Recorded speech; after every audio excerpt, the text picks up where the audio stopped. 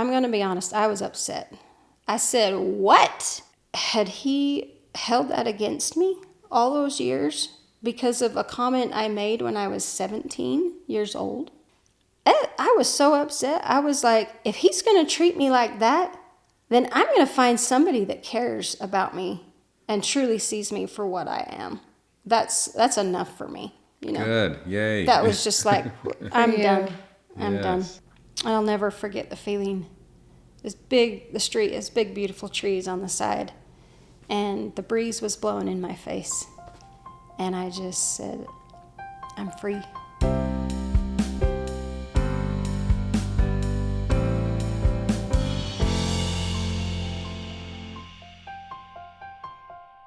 Life after the raid was pretty much come and go, come and go. We were gathered back to the ranch at one point, and then it was just whatever directive he gave, then people were coming and going here and there through the next few years. And then around 2010 was when the United Order stuff happened in the creek. I can't speak a lot about that because I wasn't there. I was still at 17. Yeah. But kind of the same trainings the same trainings were being given. Warren had built a brand, we called it the New House. Huge, beautiful house right next to the original house there at 17. And the same concept was kind of happening there with that, where you had to be called by revelation, a part of the United Order, to live in this house. And there was a massive effort of, like, to move in that house, you had to have 3 new pairs of clothing. Never been worn, newly made. And that's what you could wear that's what you had to wear when you were in that house. And people then would if they got sent out of that house, they would, like, box up those clothes and not wear them again until they were back in that house. Oh, my word. And this is at 17, so Yes. Texas, right? Mm-hmm. Yes. Purpose for all of that, I have no idea what that was for. I personally came and went a few times, being called to go to hiding and be on some children here and there. I came back one time and there was this big effort of deep cleaning, and the outside of the house was being washed. And there was specific, this is when, like, some more of the specific things were told, like when you washed, you washed with your right hand, or, all these different... From the middle of the ceiling, so yes. We heard, like, in a circular motion, and it seems like his revelations were getting eccentric, like... He didn't want anyone to be able to enjoy their time, it sounds like. Yeah, it was just like anything he could think of to keep us super busy, I guess. I do want to point out here, at one point, I had been gone for a little while working with a specific child of his, and then I was called to come back, and his mother was leaving, and right when I got there, she was leaving to go be on him. So the separation continued, even among Warren's family. Like, wherever he wanted a lady or a child to go, they would go, whether it was with their mother or not. So now that Texas had done that and torn the children apart again, he's doing it to his children again. But so the mother was going back, and bless her heart, she was in tears, and she came to me and she said, I want to read this message to you because you were working with my son. And she's like, Amy, I don't know what I've done wrong. I don't know where I went wrong with my child. And I don't remember it word for word, but the gist of it was that this son was a disobedient son, and if she, the mother, didn't do something about it, he was going to be destroyed in the destructions. Wow. And the weight of this mother and her, just, to me now, I look at that and I was like, that is torture to put her through that. And like I said, she personally said to me, I do not know where I have gone wrong. Through those years, I remember, like, I'd get a message. One time he corrected me he accused me of thinking of another man. I hadn't done anything wrong or committed the sin, but I had thought about it. Oh my And so I'd get sent away somewhere. I remember another time after I had been moved to 23, which is in South Dakota, then getting a message one time and telling me that I was having dreams of other men. And I was like, I searched my soul and my mind and my thoughts, and I could not come up with anything. I couldn't remember it. But my mindset at that time, he's the prophet. He must know my heart. He can read my heart like God can. So if you say that I'm guilty of that, then I guess I am. And I ask your forgiveness. I'm so sorry. That's what I was going to ask. If it was always internalized blame, just still no matter what.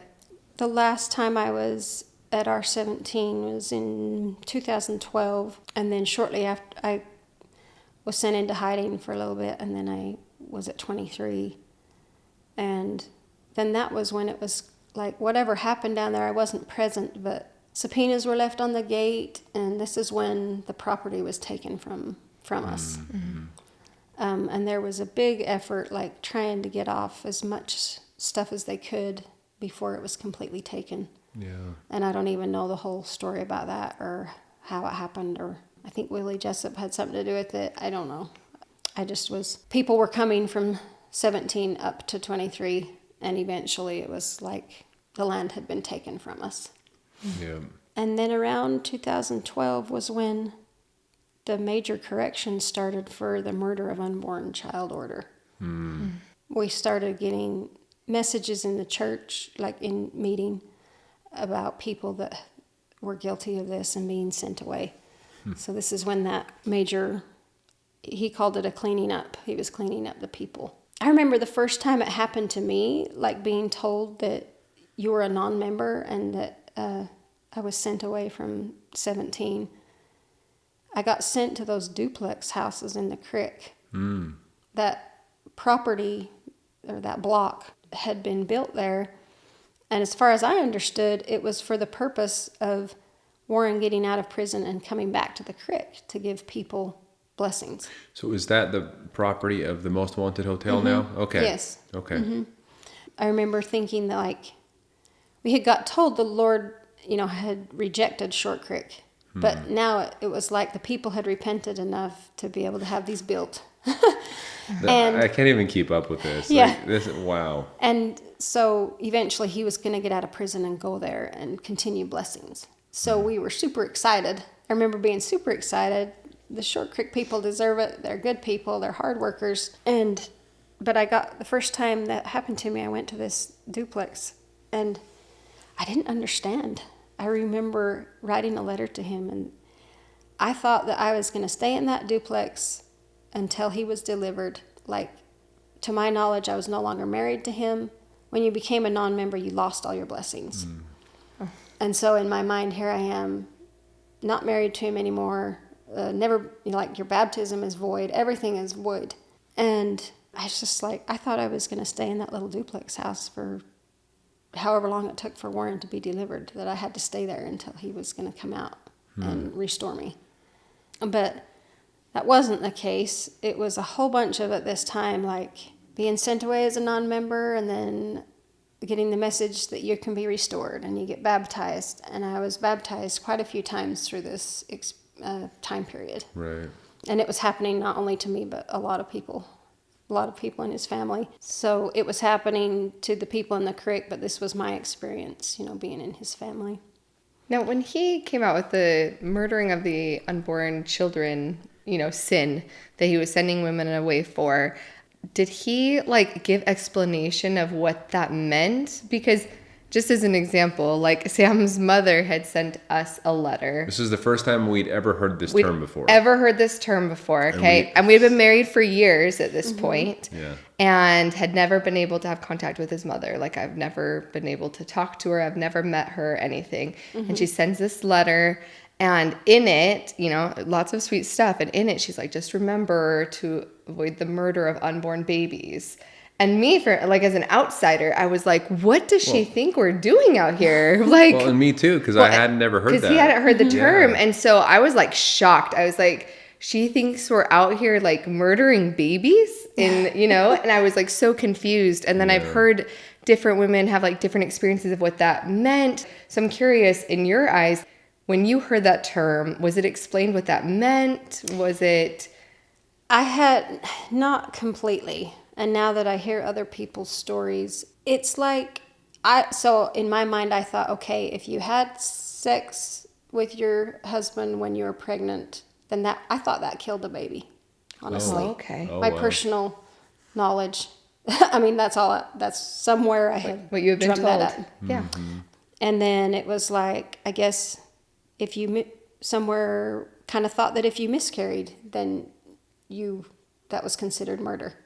But yet I was a little confused because, like I told you, I do remember when that first came out, he told all of his ladies that they were not guilty of it. And some of his ladies had had miscarriages. Yeah. So I hear stories of if somebody that was the reason that they were labeled that or accused of that sin because of a miscarriage, then there was another lady that had had a miscarriage and it didn't happen to her. So it's kind of just as confusing. looking back now, I'm thinking of this time and it's like he's been in prison for this long. He is a mortal being. He does have a fallen nature. So is his mind going more crazy because he's been in solitary confinement for so long? That's my wonderment now. And all this crazy stuff started happening. It But- sounds like you're not alone there. I know a lot of people within his own family that think, oh, wow, he's just gone completely off the rocker Yeah. because they were used to getting his revelations. And all of a sudden they just started getting to the point where this makes no sense. Yeah. And that happened even more after I was sent far, far away. It started happening, and that year I got a personal message from him and was told that my parents were guilty of that. and I wanted to point out, to this point, every one of my biological siblings had either left the church or had been kicked out. Wow. And he never told me personally about any of them except for one, my brother that had been the teacher with him in Alta Academy. And all he said the first time that man was sent away was, the Lord is going to see what he will do. I don't know that if he would have shared everything to me, but that's what he said to me. I'll point out, like, my oldest brother had the experience. He had died and committed suicide. My oldest biological brother from my mom. And I was never told anything about that. I'm so sorry. I actually found out about that when I did see Warren in prison 2 times. And one of the times when I was there at the visit, I got looking on the internet and somehow I was searching stuff and it came up. And that's how I found out about my brother. Oh my God. And I said, what? And that was, excuse me, this is kind of going back a little bit, but that was around the time of the raid. Mm-hmm. And I went back to the land and my mom was back there. And I said, did you know this? And she hadn't been told for a while. I mean, it's not like she was informed of it right when it happened. Mm-hmm. It was like a long time after it happened, she had found out. And I said, I remember feeling like, why didn't anybody tell me about this? Was your brother the one that this happened to? Was he sent away? Yes, he had been sent away. Okay.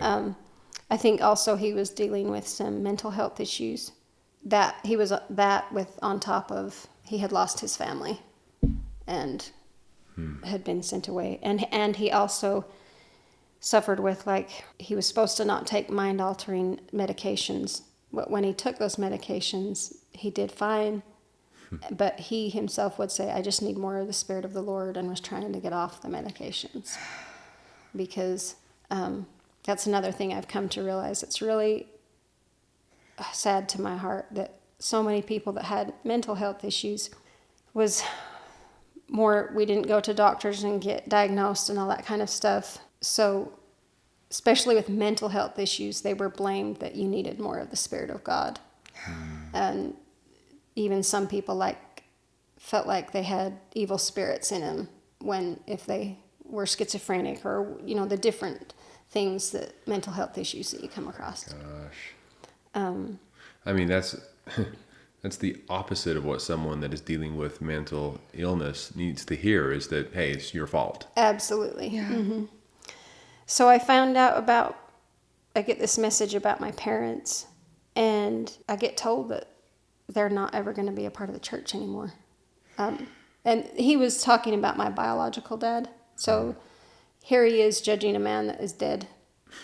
For how many, like, it For just is years. cruel. Yeah. Like, some of the stuff that came out of him in prison, and you're just like, why? Like, such a sad, cruel man to send the messages, because you're not the only person that we've heard from that's shared awful things that he says about, you know, parents that have passed away, or even parents that are alive. And it's like, what purpose does that serve other than to just try to cause pain? Mm-hmm. I remember thinking in my mind and asking one of his helpers, which was his brother, was usually, we called him the guiding elder that was over our family after Warren was in prison. I said, what's going to happen to her? And I wasn't meaning eternally. I was meaning, like, where is she going now? What's going to happen to her? And all he told me was, you'll have to ask him. And I didn't dare question him. So I didn't do anything like say, where the heck is my mom going? What's happening to her? You know? Yeah. So I found that out later when we reconnected. But more of that through the next few years, being sent, you know, told you're a non-member, then getting a message of being restored, and you get baptized. And then I also will say he started up again, like these kind of like the heavenly sessions again at this time, somewhere around this time, where ladies were supposed to have these sessions of being together to strengthen him in prison. Oh my God. Oh my word. And so I did experience one of those, and it was just awkward, because it was like one of the ladies was him, and he's, again, like you were supposed to have that prayer in your heart and mind, we're doing this for him. And my mindset at that time, like, I thought that through prayer that this strength could go to him in the prison and he would be strengthened. Just crazy. Was this I'm just trying to figure this one out. I don't think Like, anything can be I haven't figured been out. able to understand most of what's going on, or why he did what he did, but for something like that, did he want to hear details on, like, what was the purpose for him? I have no idea. I don't, and I wasn't one of the scribes, so to speak, or that gave him his messages. So I don't know if, like, those experiences were recorded and somehow he was able to hear them. I have no idea how that worked. I see. Okay. All I know is that I was a part of one. Also through those years, there was another big effort. I think after he was put in prison I think it was for the new house, building furniture and bedding, and just another great big effort of working really hard, crazy hours even for the ladies, putting in time whenever you can to do these things, to make stuff for the new house. Around this time, I was at 23 and experienced his wife that had cancer, another one of his wives that had cancer. I witnessed her, like, find out that it was truly cancer. Her vertebrae had collapsed, and because the cancer had attacked her spine, it was breast cancer, but that's how far, and she had still not been able to go receive any help. Oh my gosh. When I was there. I won't go a lot into her story, but I witnessed this. So she finally was able to go get some help, and when she was diagnosed, she was diagnosed with stage 4 breast cancer, and was only given 6 months to live. And she had a cancer sore on her that was horrendous. And was she just not allowed to go get help? Did Warren tell her no? Yeah, she told me personally, like, she told him when she first felt a lump, that there was a lump. But her personal thoughts and feelings was that she wanted direction from him for it. So she wouldn't make any step without him directing her to. And, to this day, you can't just say that's an experience to purify somebody. So I had seen her when she first got to go get some help. We were at R23 in South Dakota. My experiences took me a different direction. I then became the caretaker of one of his grandchildren. By this time, like, all of his daughters, except for one, and maybe by this time all of them had, like, they had been brought back into his family because all of their husbands had been corrected. Oh. So they were all back in the family, and I was a caregiver for one of his grandsons, his daughter. This was her first child. So I spent 2 years basically living alone with this child, wherever we got told to go and live. I was expected, to be the cook and take care of him and teach him school. And we were in hiding most of the time. So then you have on top of that, like, not being seen. Whenever you were in hiding, it was like, he can't be seen. It was hard to keep him busy. I was able to get some wood projects for him to do, and he loved that. How old was he? He was in 4th grade, so I want to say 9. Yeah. And then I was on him till the middle of 6th grade, his 6th grade school year. And this leads up to why I was sent away. So I don't excuse myself for this little happening that happened, but I just keep that in mind, that, like, I had been living alone with this child for 2 years. And we had an experience where I got a little impatient with him, and I gave him a swift kick in the pants. And honestly, it wasn't that bad, but I did it. And I don't know if I had ever kicked a child like that. But it happened, and then I felt really bad. I had been in the habit of always telling Warren when I disciplined his children. He told me that right at first when I married him, that when you work with my children, always report to me how you discipline them. So if I ever had to give him a spanking, if I ever had anything that happened, then I would report it to him. So he knew what was going on. So I reported this like I was always used to reporting, and asked forgiveness and acknowledged that, I had lost my patience for a little bit. I told him about it, and then it was like a month. I didn't receive anything from him for, I want to say, about a month. And then a month later, I was sent away. And so was the child. But he had not been a member. I had been living with him. There was times when we were both non-members, but then I had been restored, and he wasn't a member. So then we went through this crazy time of, like, I was trying to listen to the trainings and stuff, but he couldn't. Mm-hmm. So I would have to put these earplugs in and listen and try to keep him busy doing some schoolwork or something while I was trying to listen to the trainings. And it was just crazy. Oh my gosh, it's just like, what was the purpose of you having the opposite of whatever you are as far as membership goes of this little boy? Yeah. That isn't, like, and he couldn't. Just blows my mind. He wasn't really supposed to associate with the boys that were members.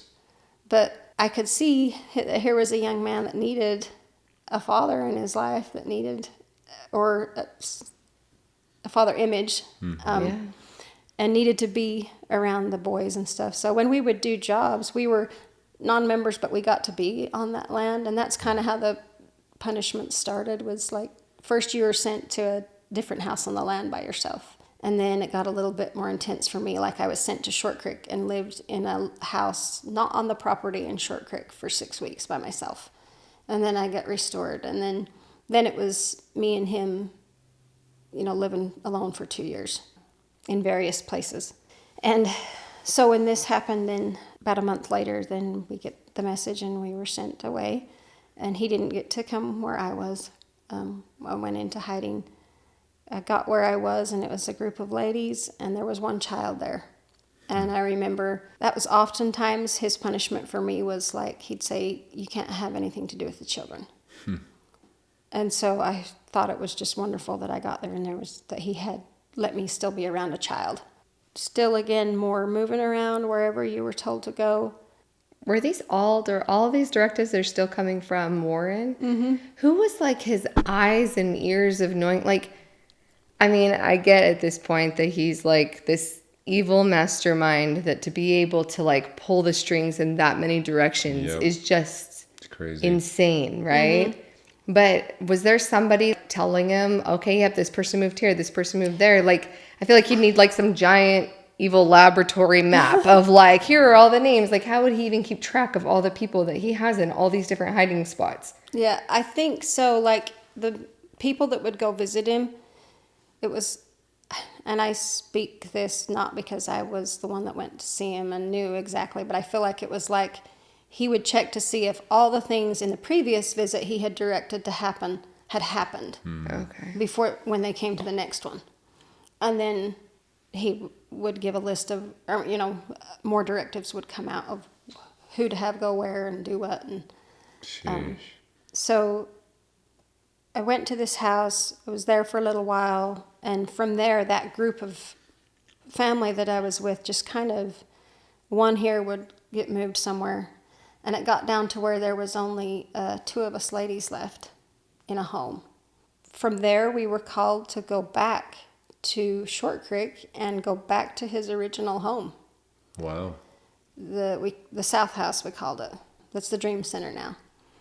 And this was in 2016. So, Had there been people of his family living in that home this whole time?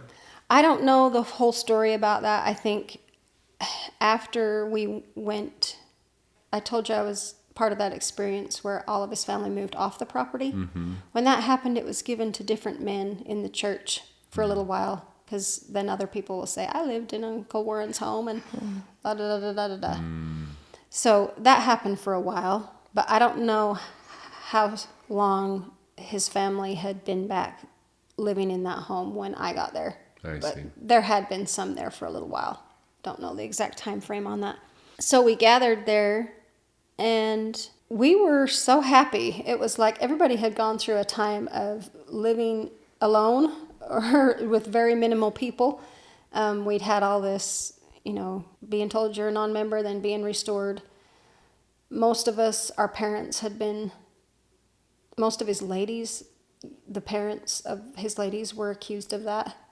And this made me wonder at one point, like, did he do that again to increase our submission to him?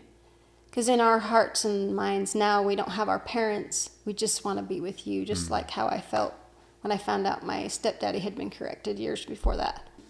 I don't know. These are just some things that roll around in my head why he was doing it. Mm-hmm. But everybody there was non-members, and this dear lady that had cancer was there. And we got to help take care of her now. And she had been through an amazing experience and had been living alone with just 2 ladies helping care for her for a while. By that time, while we were there, we would gather around her in the evenings, kind of like story and song time with the kids back in the days. She would sit there and she told us her experience of getting cancer, and in detail of the messages she would get from him. And it was heart-wrenching, honestly. But at that time, we all, and even her, God bless her heart, she just was willing to go through whatever Warren told her to go through. And you had that scary moment of like contemplating dying, being a non-member, and not having Warren direct your funeral, because that was happening as well. If people died and they were non-members, then he would not tell you what to do. And that was devastating to everybody, because everybody wants his direction, especially at that time, when you lose a loved one.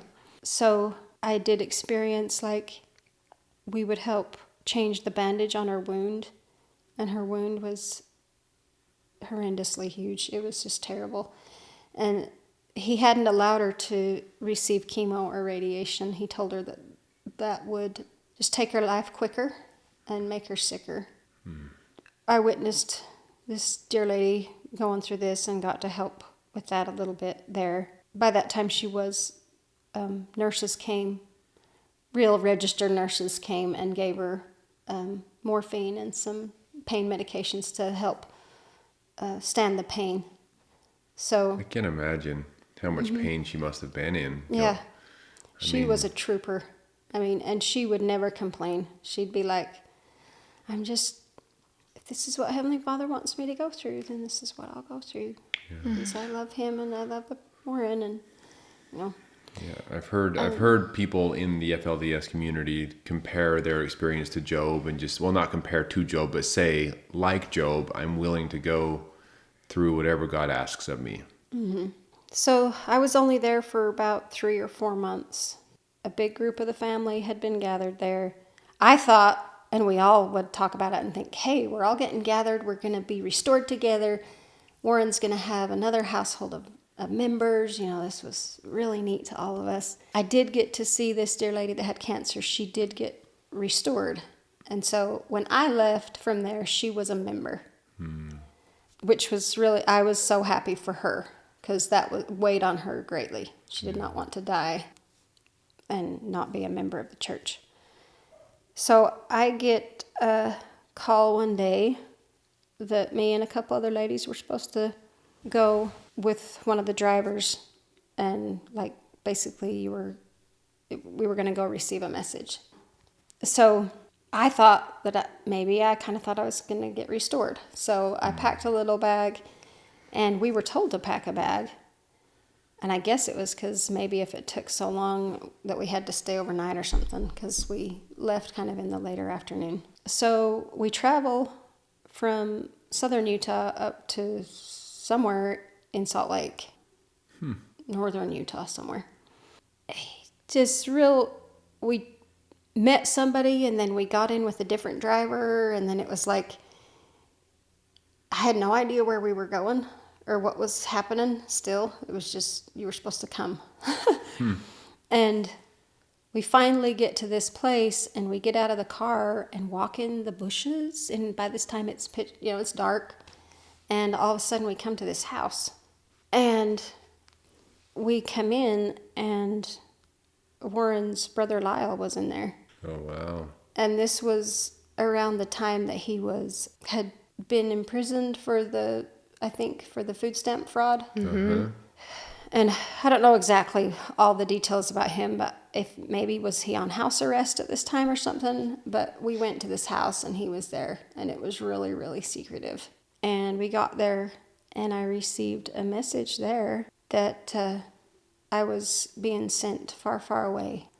And the reason why I was being sent away, he then brought up again the situation with his grandson. And what I had and this happened 6 months before that. Sheesh.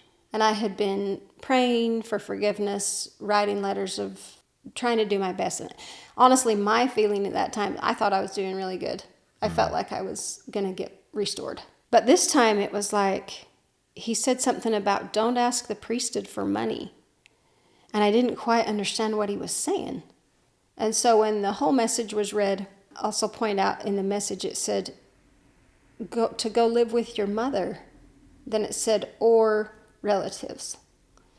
So when the message was finished, I looked at Lyle, and he told me that my mother was an apostate. The last thing I knew about her, I had been given that message, and then I had no idea what had happened to her after that. Wow. And so he said, where they have arranged for you to go was with a relative instead of my mother. And I didn't question that at the time. Now, I'm getting this. Oh, when he said, don't ask the priesthood for money, then I was like, kind of, what does that mean? And he said, you got to go out and get a job and earn your own keep.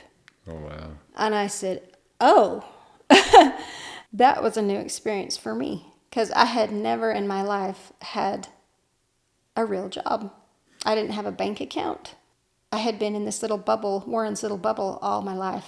I mean, I remember my brothers and stuff having jobs. I guess I did have a little bit of doing tables when I was young, when my mom worked at the candy shop. But anyway, never a real job. Yeah. And so I'm told this, and I was just like trying to process all of this. But I was like, I can't question what he says. So, and then you were asked, do you receive this as the word and will of the Lord? Yes, I do, And then I go in the next room, and 3 ladies had come with me, and the next lady was taken in by herself and received her message.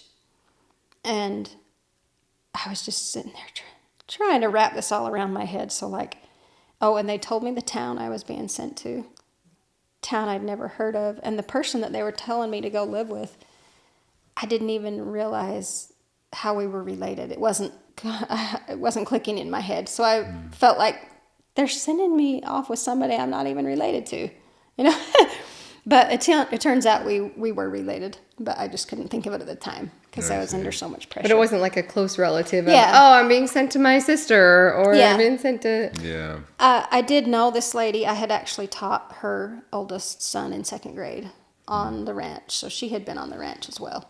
Oh, okay. So I knew of her, but I didn't, just have this personal connection so much with her. So we get this message, and then we go back, drive back in the night, back down to Short Creek, and get back to the house. And some people could tell what was going on, and some people thought we were going to go back to R23. I was just trying to process it all. Didn't sleep that whole trip back down. And then we were supposed to be ready within the next day or so to go. So to wrap up everything that we'd been doing, I had been helping one of the girls sew blankets for the storehouse, and they were making me one because it was close to the day I had married Warren. And anyway, just trying to wrap up everything, and I felt a little humiliated, kind of like I had wondered at one point if this would happen to me. I remember hearing that people had to go out and get a job, and it was like, ooh, what if that happened to me, And before this also, one group of Warren's ladies had received a correction. And sometimes when he corrected somebody, then he'd tell the whole family about this person or group of people and their correction. Yeah. So sometimes your personal life was told to everybody. Yeah, like public shaming. Yeah. Yeah. And what I understood from these ladies, him telling us that they had been sent away and he pointed out strongly, they are not my wives anymore. And it was like, wake up, ladies. This can happen to you too, Wow. And so now here this was happening to me, and it was just, whoa, And in the message, I was addressed as Ada Marie Draper.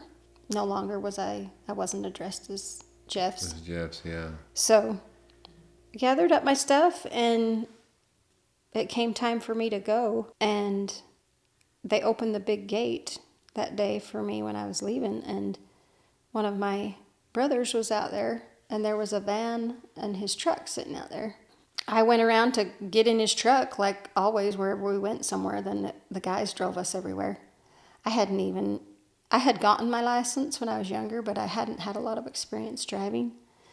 And my brother says, I think you're supposed to drive this van. And I said, what?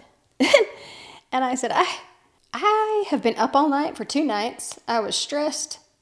And I was like, I don't know how to drive.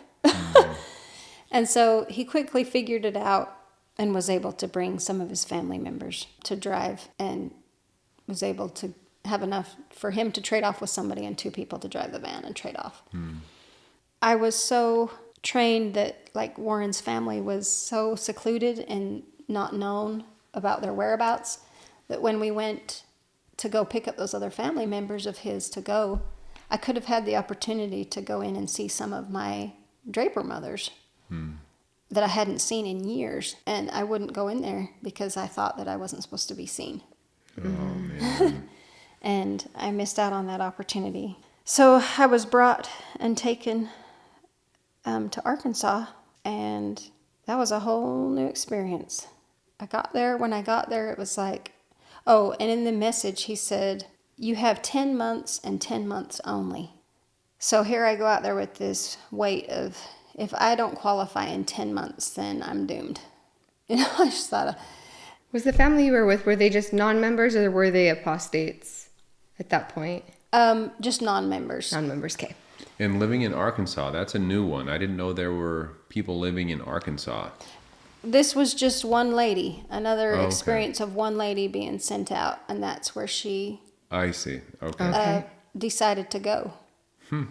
And I later found out that this happened to a lot of the ladies from the creek. I thought it was only happening to Warren's family, but it was happening to a lot of the ladies in the creek, for whatever reason, being sent out to live on their own and work on their own. Some people didn't go very far away, but this particular lady that was related to me, that was just her story and her experience, and she was clear out there. I got there and tried to navigate a new life of, like, first I was like, I don't want to go get a job. I want to find something to work in the house and just work in the home, and I'm going to be so prayerful and fervent, and I'm going to go back. I was told to not write to him, but to write to the bishop. So I was writing letters to Lyle, but pretty soon those started getting sent back to us. Oh. And so we went through the feelings of feeling like you were really excommunicated from the church. And you're out here in the Tulies, and who knows what's going on. I didn't talk to anybody for 5 years from Sheesh. back in the church or Warren's family. None of them called me or sought me out or tried to. I found out later that, yes, they were thinking of me, but nobody took that extra effort to. So I remember when I was leaving, I didn't even have a phone. And I remember thinking, if I died, nobody would know. And then what would happen to me? Because I'm a non-member. You know, what's going to happen to me? What's going to happen to my body? Things like, these were things that were running through my head as you step out into this new world. So you were given 10 10 months, that's what I was going to ask. And you were there for 5 years. So that answers the question that you're not welcome here. Yeah, and I never heard a thing from Warren after this. Did your mindset change after that 10 months? Like, you don't hear anything at 10 months? Were you like thinking you were still somehow gonna earn your way back? Or did you lose hope in that and say, okay, this is my new life that over here is an apostate? Or No, I had had other experience where I had been given a timeline kind of like that. And I went over a little bit, and I still was given the blessing and restored. So I felt like but the interesting thing, I look back on it, and 10 months was going to be right around April time. And I remember now that I had this mindset that big things were going to happen in April every year.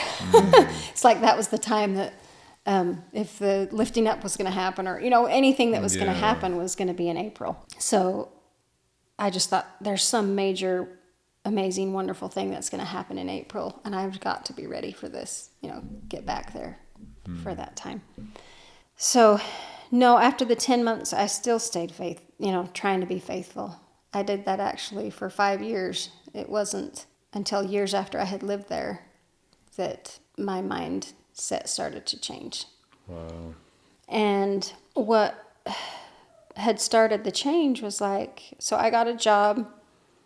First, I got to help the lady that I moved with. She was someone's personal assistant, and she allowed me to help her. So I kind of warmed up into a job by getting to help her go do these things. We were cleaning some buildings that she was having constructed. And then we finished that job. I got really scared at this time because the lady we were working for found out that I had been married to Warren. And I thought that if anybody found that out, that I would lose my salvation. Because he always would say things like, keep sacred things secret. You weren't supposed to talk about your marriage. You know, these different things that had all been. You were living with her for 5 years and never told her or talked about your experience with Warren Jeffs at all? No, not really. I mean, wow. You know, I guess we'd share memories, but everybody, the group of ladies I was living with, we were all trying to be faithful and go back. Wow. So we weren't talking in, criticism or anything. It was all of us were serious about wanting to get to go back.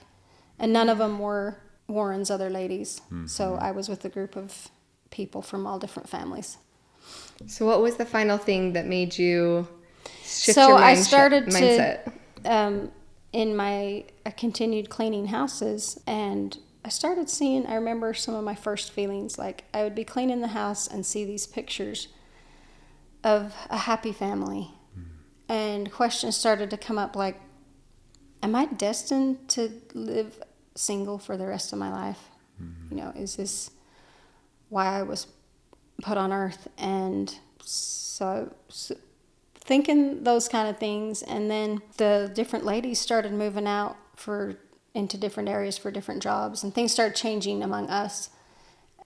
And I just got to the point where I kind of started to do things like dress a little bit different, but I was kind of, and I didn't need to do this because the ladies were respectful, and if anybody wanted to do what they wanted to do, they would have, they wouldn't have been mean to me. But I was under this pressure also of like, I'm the part of the prophet's family, and I'm supposed to be the example. And so it was hard for me. So I would do these things secretly for a little while and not let them know about it. I had started working for an elderly couple. As they found out more about my story, then they found out the real reason why I wasn't talking to my mom. At first, they just thought I had an argument with her. You know, that's pretty common among people sometimes. You know, you argue and you don't talk to each other for long periods of time. But when they found out that I was separated because the church had separated me, then the gentleman said to me one day, and this was a slap in the face, he said, "You need to get a hold of your mother." He said, "What if she's getting older, and what if she passed away and you lived with that regret of never reconnecting with her and knowing about her?" And here again, and it's sad to me because like in my mind, I had just like disregarded my family members because each one had been sent away, and it happened to each one, and then eventually my mom. And so in my mind, it was like, I can't talk to her. I can't have anything to do with her. And it wasn't because I didn't love her. Yeah. It was just because of the rules that I thought I had to abide. And then he said, "Man may hold that against you, but God won't." And that was just like, whoa, a slap in the face. And I thought about that, and I thought about that. And so I started making arrangements at that time. I said, I'm going to go live on my own. And during this time, I want to give a shout out to my good friend, Sandy McQuarrie. She was a great strength to me. I was cleaning for her. And every time I went to her house, it's like I would spill out all my feelings. And she is another reason my mind started cogging, because she was a very sweet lady, a very good lady, believed in God, and I was like, she was so close to a person that I knew, as if she came from the church. I felt like, and here's a good person out here in the world. How can they be bad? Yeah. When I'm a living witness of their goodness, of how good they are. And so she was a great strength to me through that time. I was like spilling out every experience I was going through, and I'd cry and bawl, and she would listen, and she's careful to never tell me what to do. She'd just listen. And then she'd say, "Pray about it, honey." And so that's what I had to do, just what I felt like was right for me. I told the ladies that I was living with, because I was still kind of afraid of what they would think, that I was going to go back to what Warren had said, like to live with your mother. So I said, I'm going to get a hold of my mother, because I was confused then, because one of the ladies had come back to the area and found out how things were going. And when she came back, everything was really crazy. The Sam Bateman thing had come out. Oh, man. All that, it was just like the church was in a totally different state than when we had left. And I was like, what is going on? It was just like a blow out of the water, you know? And I had no idea how to get a hold of any of Warren's family. I was kind of also scared too, because I didn't know if I was going to get somebody else in trouble if I asked them for help. So I told the ladies that was what I was wanting to do. I did make a phone call to the one, when I left, the brother that drove me out there. I had wrote his phone number down. So I had had his phone number all those years, but I had never called it because I thought I wasn't supposed to talk to anybody. I did make a phone call to him. I felt like I was falling away a little bit from the church, and had some experiences. And so I called him and was in tears, and I was like, I need some help. And anyway, he was kind to me, and I started thinking, what can I do? So all the ladies were doing something different. So I was like, what are my options? And I asked him, what if I moved back to the area? And then we both felt like we didn't really have the right to just move back without being told. But I thought, I'll have to live with somebody that has been sent away too. And so all these things, but then at the same time, I wanted my mother. And at this time I was like, I just need my mother. And when I asked him if you'd help me get a house so mother and I could live together, he told me he wouldn't help me do that because he felt like mother had gone on the wrong track. Oh. He didn't come out and call her an apostate, but through her experiences of what she had gone through when she was sent away, then he felt like she was with the wrong people. I see. In his mind. I remember laying in my bed and crying after I had talked to him, and I was confused also because I had been told my mother was an apostate, but then when I was able to get her number and hear about her, another person said, oh, she's just as sweet and faithful as ever. So then I was under pressure because what if she was disappointed in me? If she was still trying to be faithful and I was wanting something different, was she going to be disappointed? I got into an apartment by myself. I really enjoyed that. I had a wonderful time living with all those ladies. We really were able to work together pretty good. It was a good time to learn how to live on your own and save on expenses because there were so many of us together. But I moved out on my own, and I loved decorating my apartment the way I wanted to decorate it. For the first time ever, right? Yeah, right. And getting to make all the decisions for myself, because in living with 5 ladies like that, I was more like, just take the backseat burner, and if other ladies stepped up and said, this is how we're going to do it, then I just went along with it. And I tried hard to not, I could have been really raunchy and said, I know what the prophet wants, and have it this way and that way, but I wasn't like that. I just stayed on the back burner, so to speak. So got my apartment and got brave enough to finally make a phone call and reconnect with my mother. Yay. And that was the best decision of my life. So I called her one night and I was like, is this Ada Johnson? I didn't quite know what she went by now because she had been given to quite a few different men in the church, each one being corrected and sent away. And anyway, and then I was like, is this Ada Johnson Draper? And she's like, yeah. And I said, do you know who this is? And she said, is this Amy? And we cried and we talked and we spent a few hours on the phone talking, and I let her know where I was and I was okay.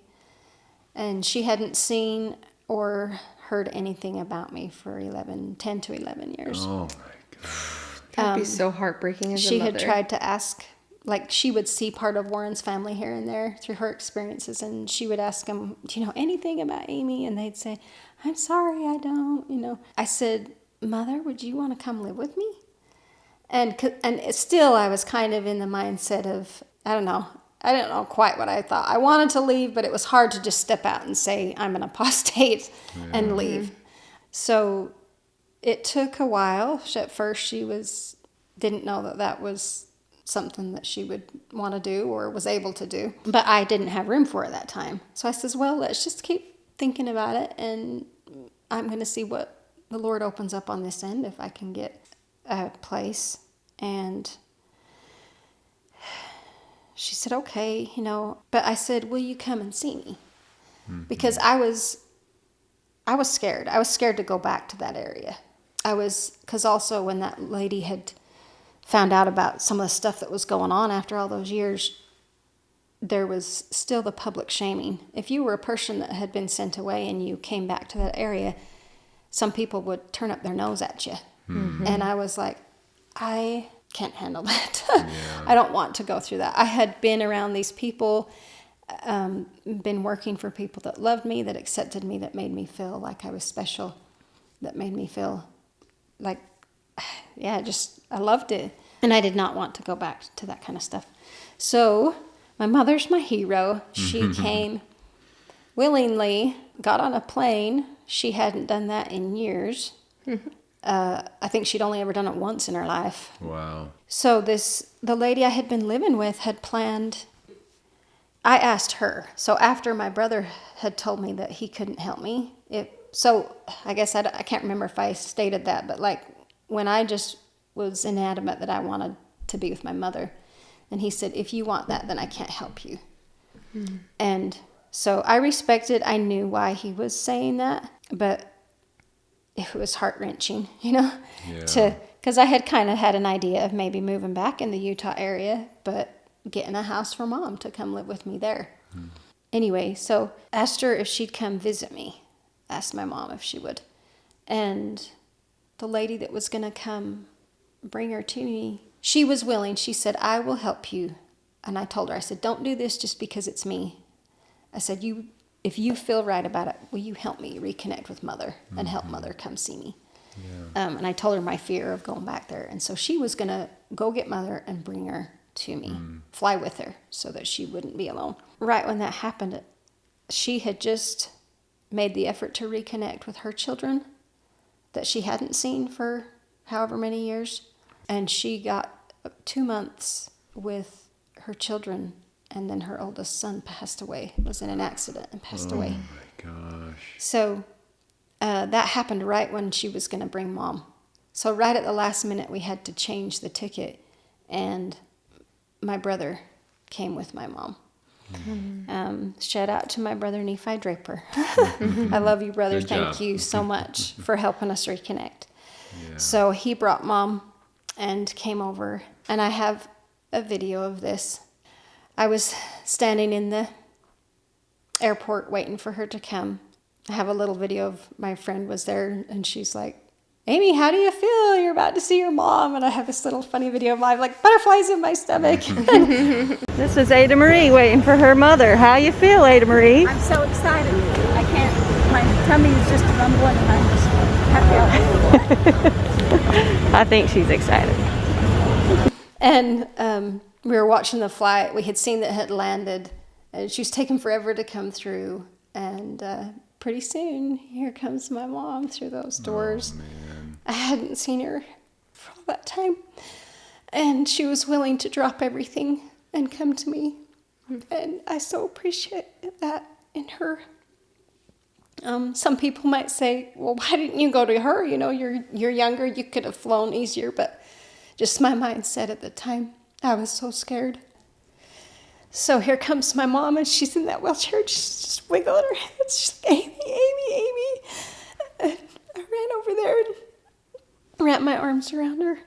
And her and my brother hadn't flown in so long that they had some flight attendants helping them, or, you know, the people helping them. And the man says, you guys seem like you haven't seen each other in 10 years. And I looked up at him and I said, you're spot on, sir.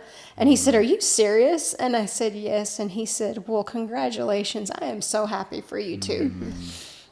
And so we gathered up her luggage, and my brother was so sweet. He couldn't miss work for the whole week. She was going to stay with me for a week. So he flew down, dropped her off, flew right back, and then he flew down again to bring her back. Oh, wow. And it was just a happy reunion. And one of my memories of childhood meals was cheese pizza. My mom and I's first meal together after all that was the cheese pizza. Cheese pizza. Oh, I man. love that. Oh, man. So then after that, I loved the visit with her. We caught up on a lot of things. I got to hear a lot about her experiences. And I will point out here, like, she never knew why she was sent away. It wasn't told to her like it was told to me. Also, like, I didn't point this out, but like when my grandmother died, I was never told about it. How I found out was one of the boys had gone to prayer, because the men had prayer every morning. And he comes and he's like, "Did you know that your grandma passed away?" And I said, "No." And this was back in 2013. And he said, "Yeah, they said it in prayer today. I just thought you might want to know." So this is how I find out my grandmother dies. I wasn't allowed to go to her funeral. I didn't, and I'm sad, but I didn't really push it because I was not in Short Creek. She was in Short Creek when she died. And so I was on one of the lands of refuge, and it was so hard to get an answer from Warren back then at that time. And I was like, I didn't even try. But it seems like the way it's supposed to be is if you have a loved one die, then you should be informed about it. And you should, it seems like he would have had enough courtesy to at least let us know, the relatives know. But, and in Mom's experience, Mom wasn't allowed to her funeral either. Just because of what he had judged her as. She tried. She made an effort to, but she was not allowed to. And the sweet person she is, of course that hurt, but she just... And at that point, in time, she was still trying to maybe receive a message. She was never told that, like, she was never going to be a part of the church anymore or anything like that. Then it was a whole nother year of trying to figure out how something would open up so that if she did want to come, that I could accommodate her. A couple months after I 1 month after I reconnected with her, then I decided to fly to Salt Lake and go to the rodeo with 2 of my brothers that lived in the Salt Lake Valley. One was Nephi that had helped me reconnect, and then my other brother that actually had been the teacher in Alta Academy and everything. Oh, wow. And by this point, he had been sent away for a long time and judged with that same judgment as my mom. So were they out of the church at this point? Yeah, those 2 were. So I went to see them, and we went to the rodeo, had a wonderful time. So glad I have that memory, because then my brother passed away the next month. Oh my gosh. His experience was another sad one. Just if things had been different for him and a different experience, he'd probably still be here. But I am so sorry. So that was a hard blow, and because I had just barely reconnected with him, and I did have a special connection with him as well. This was the teacher. Oh man. Yeah, that had given so much to support Warren and the school through the years and all that. I had right before he passed away, Mom, through all her experiences, she said, "I always kept a bed ready for you because I knew that we would be together again someday." Oh, wow. She said, "When I had you, I had prayed to Heavenly Father that there would be somebody to take care of me in my older years. And then you were taken from me when you were 16. I was just 16 when I got married. And we did have time together on the ranch because she did come there and stuff. But so she kept that faith alive all the time that we would be together again." And wow. But I wanted to fulfill her dreams. So I finally got the braves enough. It was a few months before I was brave enough to go to the Utah area. And I went to where she was and stayed at her place where she was. And I had just got back when the experience of my brother passing away happened. And I want to give special thanks right here to Tina and Al Green. I was working for them. I was at their house when I found out about my brother passing away. Got the phone call and just, fell down on the floor, and they had just come home right at that moment for lunch. And she came right over and said, "What's the matter, Ada Marie?" And I told her that I just found out my brother had died. And she just hugged me and supported me, and they made it happen financially for me to fly again back out here, or back out to Utah and be a part of that funeral, and I needed to be there for Mom through that, because that was hard on Mom.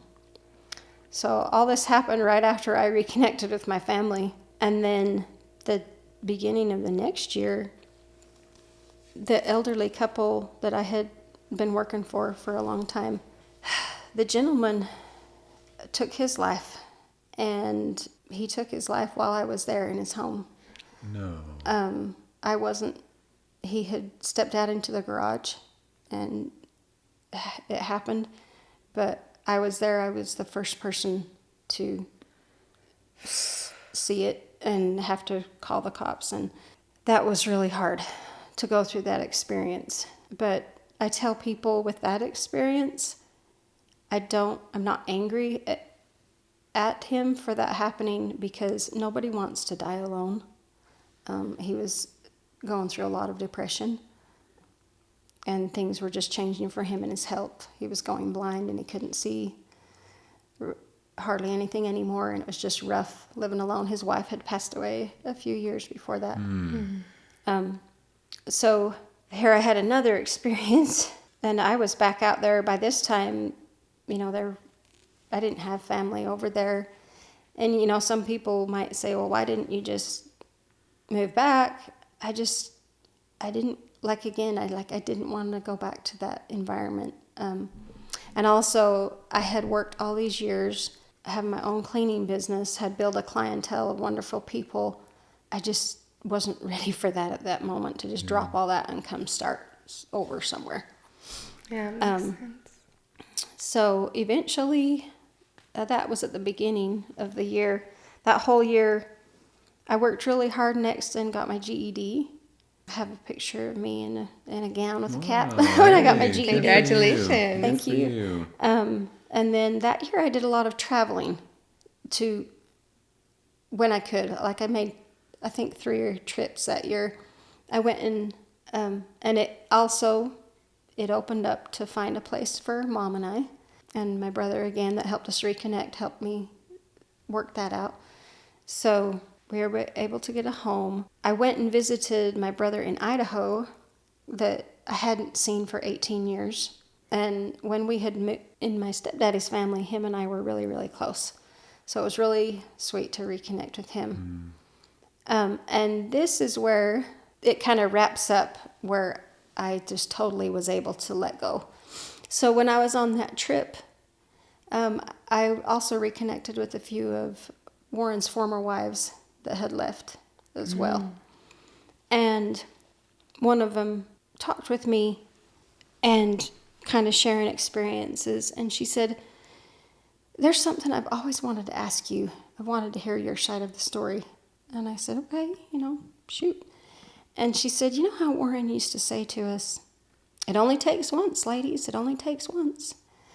And I thought about it for a minute, and I was kind of like, I don't really remember, but okay. And I said, what did it mean? And she said, so one day I asked him, what do you mean by that?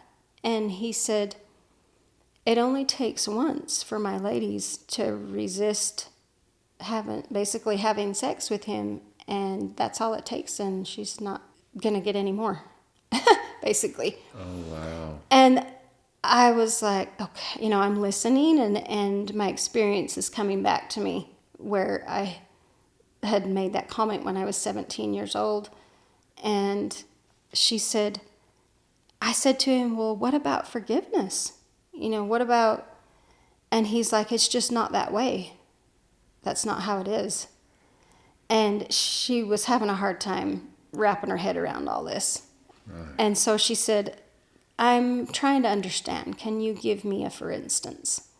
And she said, now, I want you to know that it's not like he went to her and told her all his personal, intimate relationships with his wives.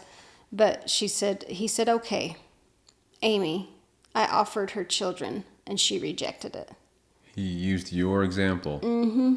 And I'm going to be honest, I was upset. I said, what? And so it started to process in my mind, had he held that against me all those years because of a comment I made when I was 17 years old? I just couldn't fathom it. And then, the situation started coming back to my mind of how our relationship had been rocky, and, the things, like I stated before, that he had said to me. And I was like, I was so upset. I was like, if he's going to treat me like that, then I'm going to find somebody that cares about me and truly sees me for what I am. That's enough for me, Good. Yay. That was just like, I'm done. I'm done. And so, and then I got in the car with my brother, and thank you, Stephen. Shout out to you. I rented, just let out everything. I said, Steve, I'm so mad. And I said, I just can't believe that. Then I tried to be like, okay, let's think of the two scenarios here. Either he held that against me all the years, and basically was just using me because there was some intimacy after all that happened, and I thought we were trying to have a child. Was he doing that just kind of to play around with me, but intentionally he wasn't ever going to let me have that? Or he really truly did forgive me, and we were trying. There's two different scenarios there, and I like to point that out because, like I say, I can't tell exactly what was in his mind, but it just floored me. Yeah, rightfully so. And I just spilled everything out to my brother. He was so sweet. He said, sis, I am so sorry. And I started telling him more of the things that we had experienced and stuff. And he had chose to leave Claire right after Warren became the prophet. Oh, wow. Because he had seen some things and just anyway. But he said, sis, I want you to know that this is the craziest story I had ever heard of what, the things you had to go through and what you were. And I was like,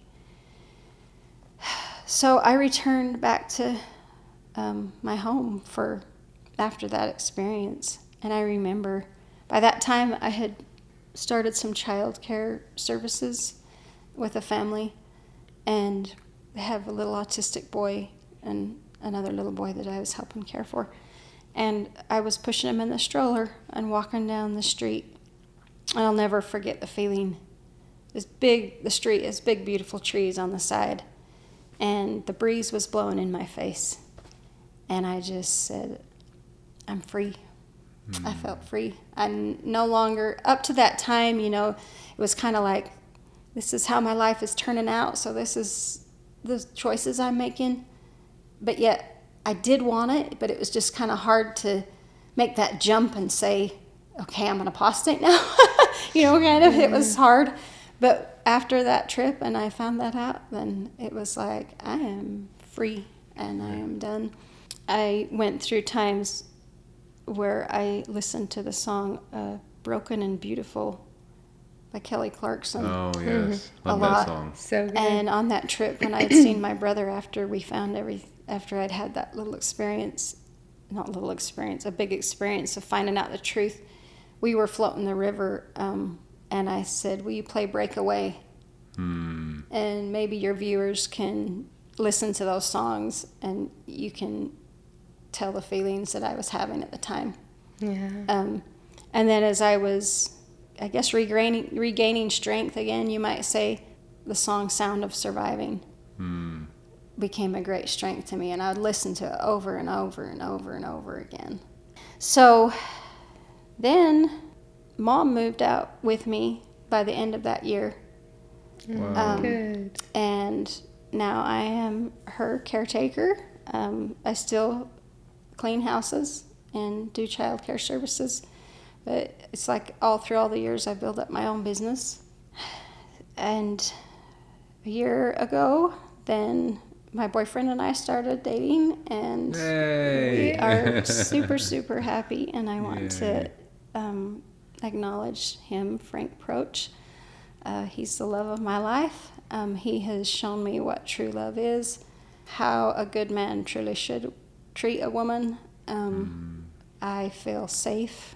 He's my safe place, my rock, my protector. He's everything to me. And we are so looking forward to our future together. Some of the things that I've done to, a lot of people talk about the healing. What are you doing now? I started picking up line dancing. Oh, fun. Love it. So I wanted to shout out to my teacher, Tisha Clements. She's my line dance teacher, and the whole line, it's my line dance family. We call everybody our line dance family. Love everybody there. I do that. I love to go to like paint classes. We have the paint and sip classes in our town, and I'll go to those. Those are very relaxing. I love to be outside. My boyfriend and I are looking forward to, we got us a camper. We're going to do some camping and hiking, and that always feels super wonderful and therapeutic for me. Also, exercise. I go to an exercise class twice a week, and I love that. That is just so therapeutic for me. Just let it all out. Yes. That's so wonderful. Wow. We're so happy to hear such a happy ending, and that you're so happy and being able to find love and all the things that we hope for whenever people, leave. That's always, we just want It's the biggest the best. hope. But man, Amy, you have experienced enough experiences for 20 lifetimes. And that's kind of what it feels like. I look back at my life, and it's like all these different time eras in your life, but I'm ready to put the past behind me and go forward with my sweetheart and just enjoy this new life. Yes. I have my family back with me, and so that is the story of my journey of returning to my heart. Yes. Well, thank you so much for you. sharing it with us. And The fact that you're back with your family, back with, and have found true love after all of what you've been through, we're just so proud of you. We're so honored to have been a part of your journey and to be able to share your journey with others. And I just know that this will connect with so many other people as well. So thank you so much for being here with us today. yes, Thank you so much for having me. I really appreciate it. Thank you all so much for being here with us today. If you want to hear more stories like Amy's here, or what it was like to grow up in polygamy, please don't forget to like and subscribe. Thank you all for being here. We'll talk to y'all soon. We'll talk to you soon.